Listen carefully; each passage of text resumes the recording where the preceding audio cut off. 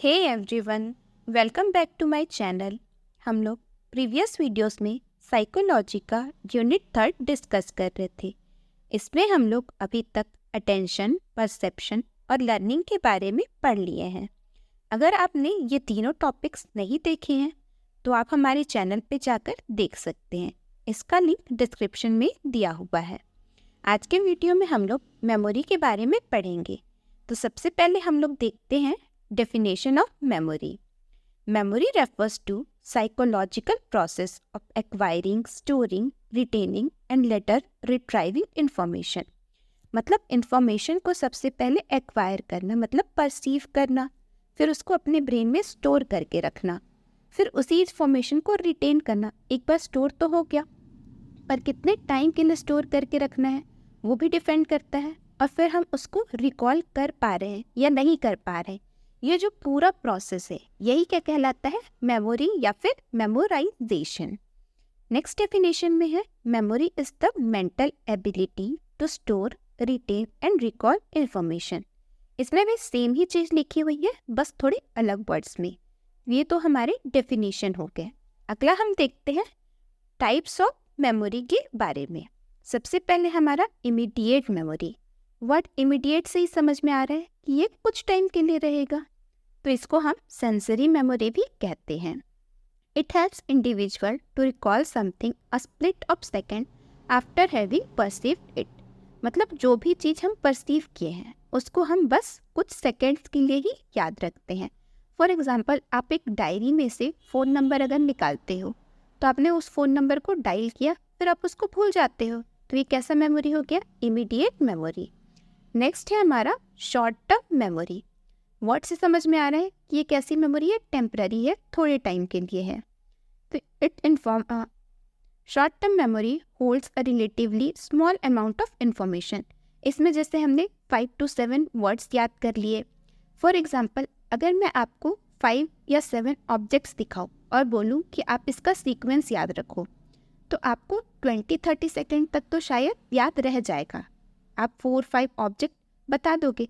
पर अगर वही चीज़ मैं आपको 2 दिन 3 दिन बाद पूछूं कि आपने क्या क्या देखा था, तो आपको वो चीज़ याद नहीं रहेगी, क्योंकि वो आपकी मेमोरी में स्टोर नहीं हुई है। तो ये कैसी मेमोरी हो गई? हमारी शॉर्ट टर्म मेमोरी। अगला है हमारा long term memory. Long term मतलब बहुत ज़्यादा टाइम के लिए। Long term memory takes information from short term memory, store and create long lasting memory.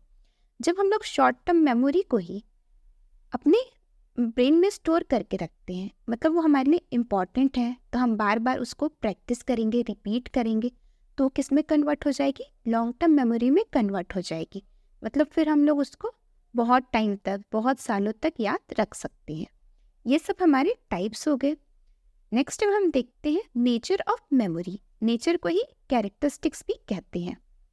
सबसे पहले है मेमोरी इन्वॉल्व्स इनपुट। मतलब एक हम लोग को इन्फॉर्मेशन चाहिए जिसको हम एज अ इनपुट ट्रीट करेंगे। जैसे कंप्यूटर सिस्टम में होता है ना कि हम पहले क्या करते हैं? डेटा फीड करते हैं, फिर जो हमारा कंप्यूटर है उसको स्टोर करता है, प्रोसेस करता है, और फिर हमको एक आउटपुट देता है। सिमिलरली हमारा ब्रेन भी यही काम करता है।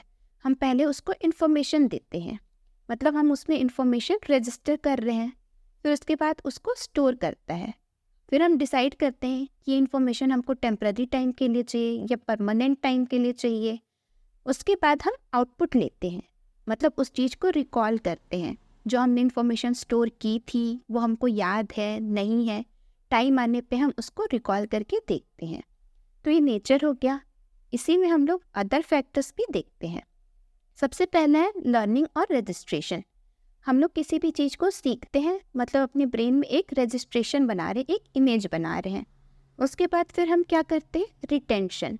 जो चीज़ हमने लर्न की है उसको हम रिटेन करते हैं, मतलब स्टोर करके रखते हैं। अगले स्टेप में होता है रिकॉल करना। रिकॉल करना मतलब जो इन्फॉर्मेशन हमारी मेमोरी में रिटेन हुई है उसको अब हम लोग रिकॉल कर रहे हैं। हम लोग उसको दोबारा से जब सिचुएशन आया तो उसको याद करके देख रहे हैं कि क्या हमको कोई इन्फॉर्मेशन हमारे ब्रेन में स्टोर है या नहीं है। फिर नेक्स्ट है रिकॉग्निशन। जब हम रिकॉल करेंगे तो हमारे ब्रेन में मल्टीपल ऑप्शन आएंगे, तो हमको रिकॉग्नाइज करना है कि कौन सा ऑप्शन सही है। जैसे हमारा कोई फ्रेंड है तो हम उसका नाम याद करके रखते हैं, पर जब वो हमारे सामने आता है तो हमारे दिमाग में मल्टीपल ऑप्शन आएंगे। जैसे एक बॉय खड़ा है तो उसके नाम को याद करने के लिए हम लोग बहुत सारा नाम सोचेंगे। आयुष है, अमन है, अभिमन्यु है, कौन है, इस तरीके के बहुत सारे ऑप्शंस आएंगे। फिर हम सही नाम को सेलेक्ट करेंगे, मतलब रिकॉग्नाइज करेंगे कि हाँ ये पर्सन इस नाम का है। तो ये हमारा कौन सा स्टेप कहलाएगा? रिकॉग्निशन। अगला है हमारा फैक्टर्स इन्फ्लुएंसिंग मेमोरी। तो दो तरीके के फैक्टर्स होते हैं, इंट्रिंसिक फैक्टर और एक्सट्रिंसिक फैक्टर। एक्सट्रिंसिक का मतलब क्या है? External factor. और इंट्रिंसिक का मतलब क्या होगा? मतलब जो हमारे इंटरनल फैक्टर्स है वो। सबसे पहले हम एक्सट्रिंसिक फैक्टर्स देखते हैं। Meaningfulness of material to be memorized. जो भी चीज़ हमको याद करनी है वो हमारे लिए मीनिंगफुल है या नहीं है, वो डिपेंड करता है। अगर वो हमारे लिए यूज़फुल है तो हम उसको ईजिली लर्न करेंगे, मेमोराइज करने का कोशिश करेंगे। नेक्स्ट है amount of material to be memorized. अगर आपको कोई बोले कि पूरी बुक याद करो तो वो पॉसिबल नहीं है, पर अगर आपको बोला जाए कि आपको एक चैप्टर याद करना है, एट ए टाइम आप एक दिन में 1 चैप्टर याद करो, तो वो टास्क फिर आप कर सकते हो। नेक्स्ट है time required to vocalize responses. मतलब किसी भी चीज़ को बोलने में कितना टाइम लग रहा है, प्रोनाउंस करने में कितना टाइम लग रहा है, वो भी डिपेंड करता है। जैसे बचपन में हम लोग एनिमल्स के नाम याद करते थे तो हमको कैट, डॉग ये बहुत इजीली याद हो जाता था, क्योंकि इसको बोलने में ज़्यादा टाइम नहीं लगता है, 2-3 लेटर का ही होता है। पर अगर हम लोग को राइनोसोरस, हिप्पोपोटामस, डायनासोर ये वर्ड्स याद करने होते थे तो बहुत डिफिकल्ट जाता था, बहुत टाइम लगता था, क्योंकि इनको प्रोनाउंस करने में ज़्यादा टाइम लग रहा है, इनमें ज़्यादा लेटर्स हैं। नेक्स्ट है डिस्ट्रैक्शन। जब हमारे एटमॉस्फेयर में डिस्ट्रैक्शन प्रेजेंट है, जैसे बहुत ज़्यादा नॉइस है या फिर एकदम लो लाइट है, आप जहाँ पे बैठे हो वो पोजीशन कंफर्टेबल नहीं है, तो आप क्या होगे? डिस्ट्रैक्टेड होगे, तो आप अटेंशन पे नहीं कर पा रहे हो, तो आप उस चीज़ को अच्छे से मेमोराइज नहीं कर पा रहे हो। ये सब एक्सटर्नल फैक्टर्स है। अब इंटरनल फैक्टर यानी कि इंट्रिंसिक फैक्टर के बारे में देखते हैं। सबसे पहले एज ऑफ इंडिविजुअल। अगर आप छोटे बच्चे को बोलो, 2 साल के बच्चे को, कि आप इसको सालों साल याद रखना, तो शायद वो पॉसिबल नहीं होगा। जो हमारा बेस्ट मेमोरी पावर है वो 16 से 26 ईयर तक रहता है। उस टाइम हम लोग जो भी याद करते हैं वो हमको लाइफ लॉन्ग याद रह जाता है। नेक्स्ट है विल टू लर्न। अगर किसी चीज़ को सीखने की इच्छा है तब हम लोग उसको अच्छे से मेमोराइज कर पाएंगे। अगला फैक्टर है इंटरेस्ट एंड अटेंशन। जब हम लोग को किसी टॉपिक में इंटरेस्ट रहता है तो हम वहाँ पे अटेंशन पे करते हैं। फॉर एग्जांपल, किसी पर्सन को अगर क्रिकेट में इंटरेस्ट है तो उसको क्रिकेट के सारे फैक्ट्स, सारे डेट्स ईजिली याद हो जाएंगे। वहीं अगर उससे हिस्ट्री के बारे में पूछा जाए, पानीपत का वॉर कब हुआ था पूछा जाए, तो शायद उसको डेट याद नहीं रहेगा। पर अगर पूछा जाए कि सचिन ने 100वां शतक कब मारा था, कब वो रिटायर हुआ, तो उसको याद रहेगा, क्योंकि उस टॉपिक में उसको इंटरेस्ट है। नेक्स्ट है रेस्ट एंड स्लीप। रेस्ट और स्लीप बहुत ज़रूरी होते हैं। अगर हम सोचें कि मैं लगातार 5 घंटे 10 घंटे पढूं तो ये पॉसिबल नहीं है, हमारा ब्रेन जो है वो थक जाता है। तो रेस्ट लेना, प्रॉपर स्लीप लेना ये ज़रूरी है। अगर आप आधे घंटे 1 घंटे के लिए पढ़ो, फिर 10 मिनट का ब्रेक लो, तो आपका जो माइंड है वो फ्रेश हो जाता है, फिर आप एक फ्रेश स्टार्ट करते हैं। नेक्स्ट है मेडिकल कंडीशन। अगर कोई डिसीज़ है जिसकी वजह से हमारा मेमोरी फंक्शन अफेक्ट हो रहा है, ब्रेन के किसी पार्ट में चोट लगी है, ब्लड स्टोर हो जा रहा है, तो क्या है, हमारा जो एरिया है जहाँ पे इंफॉर्मेशन स्टोर होती है वो डैमेज हो जाएगा, तो फिर लर्न करना पॉसिबल नहीं है। नेक्स्ट है ब्रेन ट्यूमर। अगर किसी पर्सन को ब्रेन ट्यूमर है तो भी उसकी मेमोरी जो है वो अफेक्ट होगी। अगला है अल्जाइमर्स डिसीज़। अल्जाइमर डिसीज़ में क्या होता है, जो हमारे न्यूरॉन्स हैं वो डैमेज होने लगते हैं, और Alzheimer disease usually old people में होता है। तो हम देखे हैं कि जो बूढ़े लोग होते हैं वो चीज़ों को भूलने लगते हैं, क्योंकि उनका न्यूरॉन क्या हो रहा है, डीजनरेट हो रहा है। तो अब उनकी इन्फॉर्मेशन भी जो स्टोर हुई है वो भी डीजनरेट होने लगेगी। नेक्स्ट है ADHD, मतलब attention deficit hyper activity disorder. कुछ बच्चों में अटेंशन डेफिसिट डिसऑर्डर होता है, मतलब वो किसी भी चीज़ पे ध्यान ही नहीं दे पाते हैं। अब ध्यान नहीं देंगे तो मेमोराइज भी नहीं कर पाएंगे। ये सारे हमारे फैक्टर्स हो गए। नेक्स्ट अब हम देखते हैं मेथड्स ऑफ मेमोराइजिंग, किस किस तरीके से आप याद कर सकते हैं। सबसे फर्स्ट मेथड है होल एंड पार्ट मेथड। मतलब किस चीज़ को हमको एज वन यूनिट याद करना है, किसको पार्ट में डिवाइड करके याद करना है, वो भी डिपेंड करता है।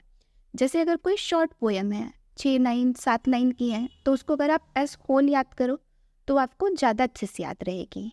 जबकि अगर बहुत लॉन्ग पोएम है तो उसको आप अगर पार्ट पार्ट में डिवाइड कर लो, एक एक स्टेंजा याद करो, तो बेहतर तरीके से याद रहेगी।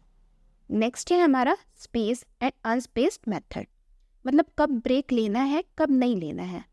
जैसे अभी हम लोग पोएम का एग्जांपल लिए, अगर शॉर्ट पोएम है तो आप उसको बिना स्पेसिंग के एक ही बार में याद कर लो। पर अगर आपको पूरा चैप्टर लर्न करना है तो उसमें आपको डिवाइड कर लेना चाहिए कि पहले मैं 5 आंसर्स पढ़ूंगा, फिर मैं ब्रेक लूँगा थोड़ी देर का, फिर उसके बाद अगले 5 आंसर्स को लर्न करूँगा। इस तरीके से आपका जो माइंड है वो फ्रेश हो जाता है। अगला मेथड है हमारा रिपीटेशन एंड प्रैक्टिस। अगर हम सोचें कि एक बार पढ़ने के बाद हमारी मेमोरी में वो चीज़ें रहें, तो ये पॉसिबल नहीं है। जब तक हम रिपीट नहीं करेंगे, चीज़ों को दोबारा प्रैक्टिस नहीं करेंगे, तब तक हम उसको मेमोराइज नहीं कर सकते। अगला मेथड है ग्रुपिंग एंड रिदम।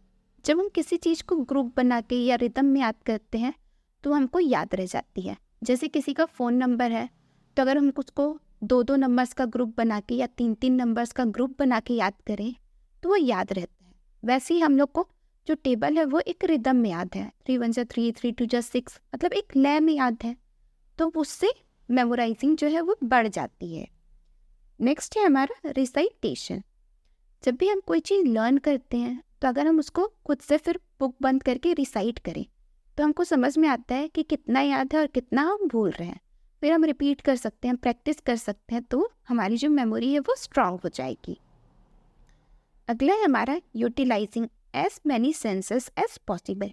हम जितने ज़्यादा सेंस ऑर्गन का यूज़ करेंगे उतने अच्छे से हम किसी चीज़ को सीखेंगे। अगर आप सिर्फ सोच रहे हो कि मैं सिर्फ ऐसे बुक को रीड करके ही पूरा लर्न कर लूँ, तो वो पॉसिबल नहीं है। अगर आप उसी चीज़ को, अगर जैसे आप मेरी वीडियो देख रहे हो तो यहाँ पे आप अपने आइज़ का यूज़ कर रहे हो देखने के लिए, ईयर का यूज़ कर रहे हो सुनने के लिए। अगर आप साथ ही साथ कॉपी में इसको लिखते जाओ, नोट्स बनाते जाओ, तो आपको ये ज़्यादा इफ़ेक्टिव तरीके से याद रहेगा, क्योंकि आपने मल्टीपल सेंस ऑर्गन का यूज़ किया। अगला है हमारा making use of principle of association. मतलब किसी चीज़ को रिलेट करके, एसोसिएट करके पढ़ना। जैसे एक फेमस है, वार्निंग साइन ऑफ कैंसर को याद रखने के लिए हम एक निमोनिक यूज़ करते हैं, एक एक्रोनियम यूज़ करते हैं, कॉशन। उसमें जो CAUTION हर लेटर है उसका एक एक सिम्टम है, तो इसको हम लोग एसोसिएट करके पढ़ते हैं तो हमको ईजिली याद रह जाते हैं। ये हमारे 7 साइंस हो गए। नेक्स्ट है हमारा निमोनिक्स। निमोनिक्स मतलब किसी भी चीज़ को याद रखने का कोई ट्रिक। जब भी हम लोग कोई डिफ़िकल्ट चीज़ लर्न करते हैं, नहीं याद होते रहता है, तो हम एक ट्रिक बना लेते हैं। जैसे पीरियोडिक टेबल को याद रखने के लिए पूरा ट्रिक है ना, हेलेना की रब से फरियाद, इस तरीके के पूरे ट्रिक्स बने हुए हैं जिससे आपको वो टेबल याद रहती है। और यहाँ पे ही हम लोग वार्निंग साइन ऑफ कैंसर के लिए ही निमोनिक देखे, तो ये भी क्या है, एक ट्रिक है।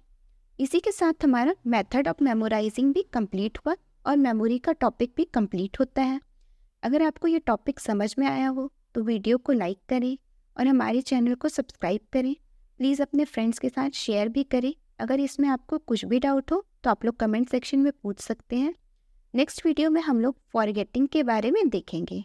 अगर आप लोग को इस टॉपिक का नोट्स चाहिए होगा तो आप लोग कमेंट सेक्शन में बता सकते हैं, हम लोग प्रोवाइड करा देंगे। Thank you for watching.